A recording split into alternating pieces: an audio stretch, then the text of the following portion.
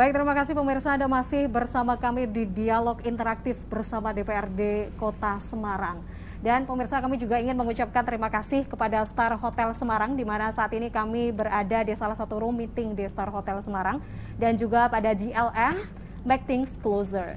Dan kembali lagi ngobrol bersama Pak Afif, Pak Maturi, dan juga Pak Arifin terkait bagaimana menjalankan ibadah puasa sehat dan juga semangat di tengah pandemi. Tadi Pak Afif menyampaikan bahwa sebenarnya masyarakat sudah mulai beradaptasi dengan keadaan. Mungkin masih ada sedikit kendala, tapi tetap semua bisa berjalan. Kalau Pak Afif sendiri melihat, adakah kebijakan-kebijakan seiring dengan kegiatan bulan suci Ramadan di tahun ini yang mungkin diperlukan atau memang sudah dijalankan atau perlu dikawal begitu, Pak Afif?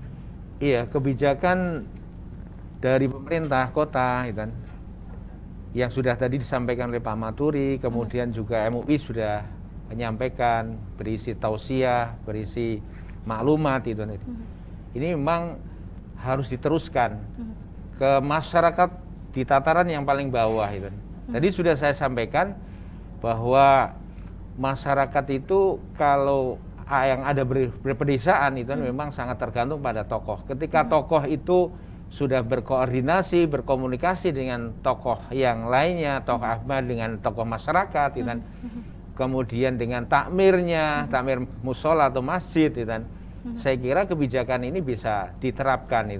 Tapi persoalannya ketika tidak ada komunikasi antara takmir, masjid, musola dengan tokoh masyarakat yang mendapatkan taklimat, yang mendapatkan tausiah, apa bentuknya berupa kebijakan dari pemerintah, itu akan sulit.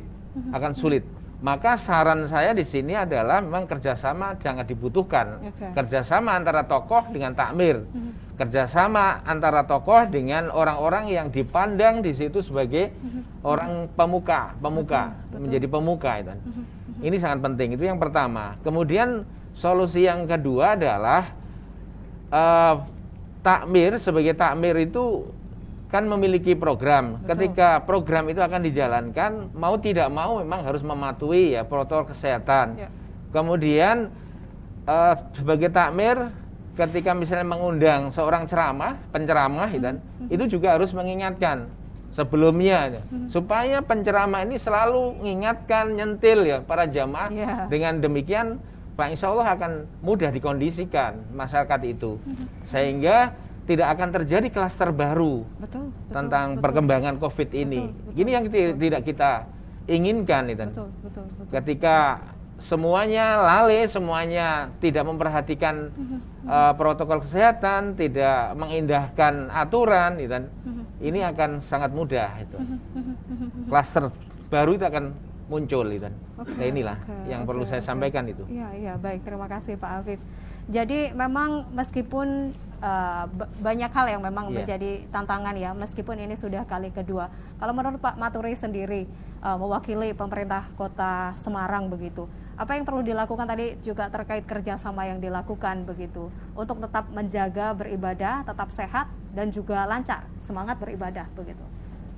Untuk mengondisikan tempat ibadah dan benar-benar sesuai dengan harapan semua pihak baik dari sisi kesehatannya maupun dari segi pelaksanaan ibadahnya, ini pemerintah Kota Semarang akan melakukan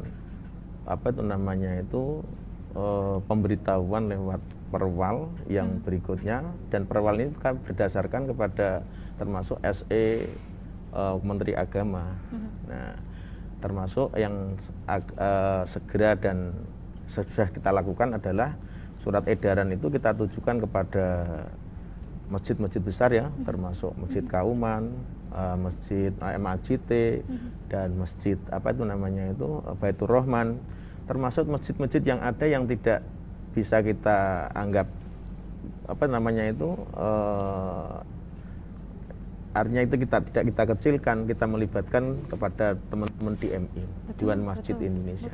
Karena di Kota Semarang ini ada kerjasama yang baik antara pemerintah Kota Semarang dengan DMI, dan peran DMI inilah yang nantinya akan menjadi kontrol apakah di masjid-masjid itu sudah melaksanakan perwal SE Wali Kota terkait dengan masalah penggunaan tempat ibadah di dalam melaksanakan ibadah di bulan Ramadan itu. Saya kira itu nanti yang akan Jadi keberhasilan aturan itu tentunya tidak semata-mata Pak Wali Kota membuat surat edaran atau pemberitahuan aja, tapi juga rekan kontrol sebagai melihatkan Pak Habib tadi ada tomanya, ada toganya. Mungkin pihak ketua RT, ketua RW yang di situ ada tempat ibadah di dalam administrasi dia harus mengontrol, akan menegur panitia atau takmir yang ada ini, sehingga dipastikan di tiap tempat-tempat ibadah itu tidak keluar dari aturan yang menjadi kebijakan sana pemerintah Kota Semarang dalam menuju Semarang yang lebih hebat.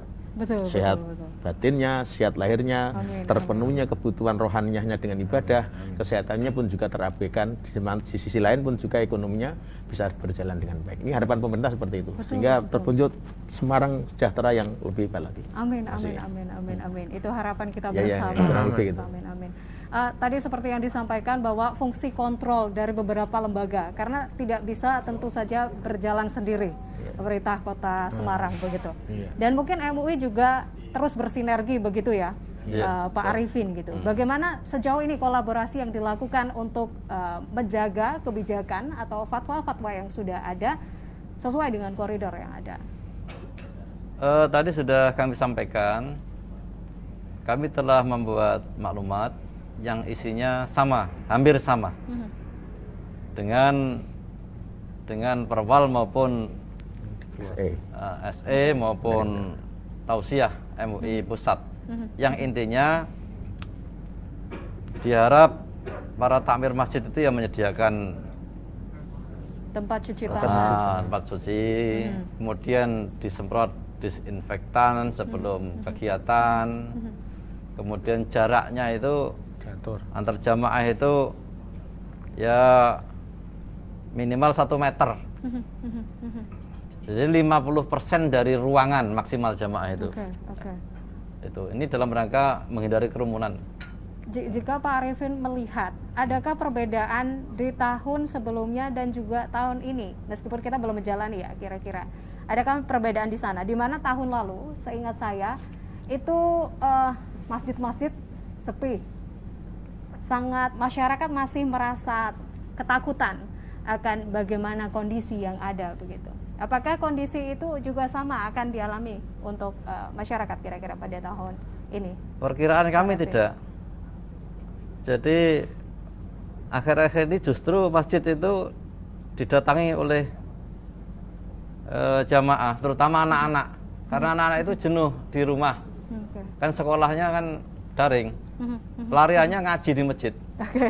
Iya, malah banyak itu sekarang itu. Di masjid itu malah semakin ramai, semakin makmur gitu. Jadi antusias masyarakat sebenarnya semakin meningkat ya, seiring dengan kegiatan dan juga mulai beradaptasi. Tapi tentu di situ juga menjadi hal yang perlu dihati-hati atau perlu diperhatikan begitu. Iya. Apa yang masih menjadi PR mungkin menurut Pak Arifin sendiri? Ya teruslah itu kami lakukan sosialisasi tentang maklumat atau SE itu. Bahkan kami programkan Ramadan nanti kami akan mengadakan monitoring safari bersama Pemkot. Bahkan alhamdulillah salah satu anggota pengurus MUI kan juga kepala dinas kesehatan. Nanti kita ajak keliling bareng-bareng untuk monitoring, juga edukasi pada masyarakat di saat sholat tarawih atau mungkin buka bersama itu. Oh, maaf ya kalau buka bersama kan tidak boleh ya. Paling ya apa itu dibungkusi kali nanti. Makanya dibungkus kali nanti. Tapi dalam rangka edukasi. Ada tata cara tersendiri. Iya, kami nanti akan keliling bersama Pemkot dan terutama dinas kesehatan gitu untuk ini monitoring. Ke Pak Maturi, meski situasi sudah terbilang terkendali mungkin ya Pak Maturi, masyarakat sudah mulai beradaptasi gitu, kita tidak bisa memungkiri, tapi masih ada isu-isu yang masih diragukan masyarakat gitu, seperti mungkin bagaimana kegiatan vaksinasi di bulan suci Ramadan gitu, atau mungkin ada beberapa hal-hal lain yang masih menjadi keraguan. Bagaimana mengedukasi atau mendeliver message itu kepada masyarakat agar kita semua bisa menjalaninya sesuai dengan apa yang diinginkan pemerintah Kota Semarang, sesuai dengan kebijakan yang ada, sesuai dengan fatwa-fatwa yang ada. Program vaksinasi oleh Dinas Kesehatan ini berjalan terus, dan untuk masyarakat umum itu memang dipusatkan di PRPP. Baik. Ini berjalan sampai ini pun juga berlanjut, ada yang sudah 1 kali, ada yang sudah 2 kali sesuai dengan jadwal dia divaksin tadi. Nah, terkait dengan masalah kekhawatiran itu dipastikan akan sirna manakala ada kedisiplinan dan kejujuran dari masyarakat tadi, termasuk yang disampaikan oleh dari MUI ya terkait dengan masalah buber ya. Betul. Buber ini oleh pemerintah sesuai dengan surat edaran Kemenak ya, Mas. Kemenak ini tidak boleh, maka pemerintah Kota Semarang pun juga tidak berani melanggar. Artinya memang buber ini suatu yang menarik di bulan puasa ya. Betul. Tapi karena ada potensi berkumpul ya, berkumpulnya itu sehingga dengan makanan itu kadang-kadang orang lupa ya. Nggak tahunya jarak ini tidak diperhatikan dan lain sebagainya. Ini menjadi perhatian Kota Semarang untuk benar-benar memastikan bagaimana aturan surat edaran wali kota ini bisa ditaati dengan baik. Kalau ketentuan ini bisa bersama-sama kita hadapi, baik kebijakan pemerintah didukung dengan tokoh masyarakat, pewarta, dan tentunya masyarakat secara umum, insya Allah Kota Semarang ini akan menjadi benar-benar terwujud masyarakat yang terdidik ya, teredukasi dengan adanya kesadaran aturan. Terlebih kita umat beragama ini kami sampaikan ini kerenungan kami ya. Kalau kita tidak taat itu dasarnya apa kita sebagai orang yang beragama? Dalam Al-Qur'an sudah ada atiullah wa atiur rasul wa uli alimur minkum. Ini harus kita tekankan, semua pihak harus menyampaikan ini. Apa artinya? Ayat ini menurut kiai saya, ini ayat yang berdampingan tidak bisa dipisah. Anda taat kepada Allah, tidak taat kepada pemerintah, nggak diterima amalnya. Anda taat kepada pemerintah, tidak taat kepada Allah, juga nggak diterima amalnya. Maka kedua-duanya ini harus saling mengisi. Taat kepada Allah, taat Rasul, taat kepada pemerintah. Umat Islam diperbolehkan tidak taat kepada pemerintah kalau apa yang diperintahkan pemerintah itu berbuat maksiat itu tidak ditaati. Tapi kan saya kira tidak ada pemerintah ini menganjurkan masyarakatnya untuk berbuat yang tidak baik. Tentunya harapannya kan mesti ada tanggung jawab bagaimana mewujudkan kesejahteraan masyarakat, baik lahir dan batin. Kurang lebih seperti itu. Jadi kita pastikan bahwa apabila kedisiplinan yang ada ini benar-benar dipegang oleh masyarakat benar-benar tidak tertekan atau tidak istilahnya itu terpaksa, tapi melakukannya dengan penuh ikhlas, maka itu sudah bernilai ibadah.